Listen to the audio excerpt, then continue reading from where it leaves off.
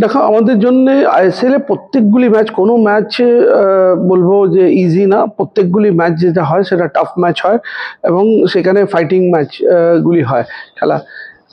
Last match আমরা যেটা খেলেছিলাম জামশেদপুরের সাথে, নো ডাউট প্লেয়ার ভালো খেলেছে, কিন্তু আলটিমেটলি ভালো খেলতে গেলে তো হবে না, রেজাল্ট দরকার। আমি সারা মাঠে ভালো খেললাম, ভালো খেলেও রেজাল্ট পেলাম না, আলটিমেটলি হলো কি যে হারের মুখ দেখতে হচ্ছে। এবার পরপর কন্টিনিউসলি আমরা 6টা হেরেছি এবং ম্যাক্সিমাম হোম ম্যাচগুলি, যেখানে জেতার ম্যাচ, যেখান থেকে ম্যাক্সিমাম পয়েন্টগুলি কালেক্ট করা হয়, সেখান থেকে আমরা কন্টিনিউ আমরা হোম ম্যাচে হেরেছি এবং আওয়ে ম্যাচটাও হারলাম আমরা।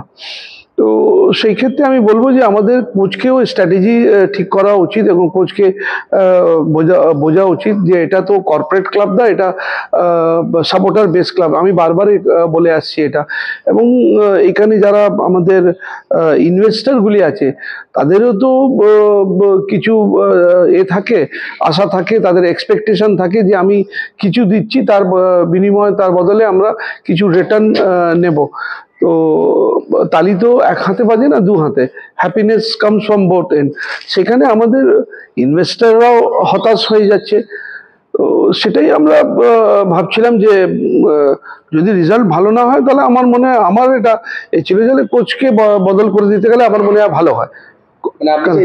হ্যাঁ, কোচ বদল হতে গেলে আমার মনে হয় রেজাল্ট হতে পারে ভালো। সেখানে আমাদেরকে ভেবে ভাবনা চিন্তা করা উচিত। আমি পক্ষে, এবং আমি শুধু পক্ষে না, আমাদের বিভিন্ন সেক্রেটারি, অ্যাজ আ সেক্রেটারি আমি বলছি যে আমাদেরকে উচিত যে যেখানে রেজাল্ট হচ্ছে না, যেখানে সাপোর্টার বেস ক্লাব, সেখানে রেজাল্ট না হতে গেলে কোচকে চেঞ্জ করা উচিত, অন্য কোচকে দেখা উচিত। এর আগেও অনেকগুলি কোচ এসছে, রেজাল্ট পেলো না, তাকে যেতে হয়েছে।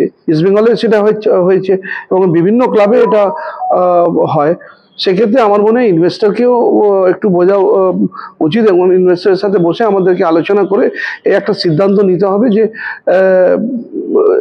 সেকেন্ড পদক্ষেপ আমাদের কি হবে। কারণ আমরা এইভাবে হারের মুখ দেখতে থাকবো আর পয়সা দিতে থাকবো প্লেয়ারদেরকে, সেটা তো হয় না।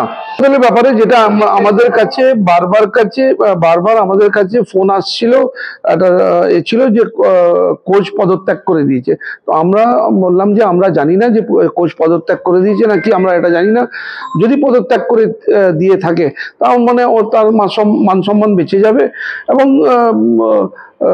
সম্মানে উনি বেরিয়ে যেতে পারবেন, সেটা আমরা ভেবেছিলাম। কিন্তু উনি সেটা হয়নি, উনি পদত্যাগ করেননি, সেটা রিউমার ছিল, এটা ভুল কথা। কিন্তু আমার মতে, আমার যদি ওপিনিয়ন যদি নিতে হয় তাহলে আমি বলবো যে কোচ বদল হওয়া উচিত। প্রাথমিক আলোচনা কি কিছু হয়েছে? না, এটা নিয়ে আলোচনা হয়নি, আমরা আলোচনা করব। রাজুদা, এই কোচের অধীনেই তো মোহামেডান আই লিগ জিতলো, আইএসএল এ কি এমন হচ্ছে যে কোচ এত বারে বারে ব্যর্থ হচ্ছে? আই লিগ জিতলো, আই লিগ জেতার তার পিছনে কারণ ছিল। আই লিগ শুধু উনি এসে জিতিয়ে দেয়নি, সেখানে আমাদের এ ছিলেন যে টিম প্রথমে যে এ করেছিল মেহরাজউদ্দিন ক্যালকাটা লিগেও ভালো পারফরমেন্স দিয়েছে এবং সেই টিম তৈরি করেছিল। মিডিলে খুব ভালো আমরা খেলেছিলাম, প্রত্যেকগুলি ম্যাচ আমরা জিতেছি। উনি এসে লাস্টের দিকে হালটা ধরেছে, তার ক্রেডিটটা উনি নিয়েছেন। সমর্থকরা যেটা বারবার করে বলছে, বাঙালি যে ফুটবলাররা ছিল মমিতোষ, তন্ময়, তো তাদেরকে ছেড়ে দেওয়া কি আপনাদের কি মতামত? আমার মতামত সেখানে আমার ভুল হয়েছে।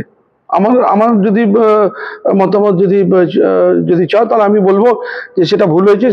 সেখানে তন্ময়কে ছাড়াটা, কারণ বাঙালি তার সঙ্গে সঙ্গে একটা জিনিস, তার একটা হাইট ছিল, তার একটা বল ধরে খেলার একটা ছিল, কোয়ালিটি ছিল। তাকে বাদ দিয়ে আমার মনে হয় ঠিক হয়নি।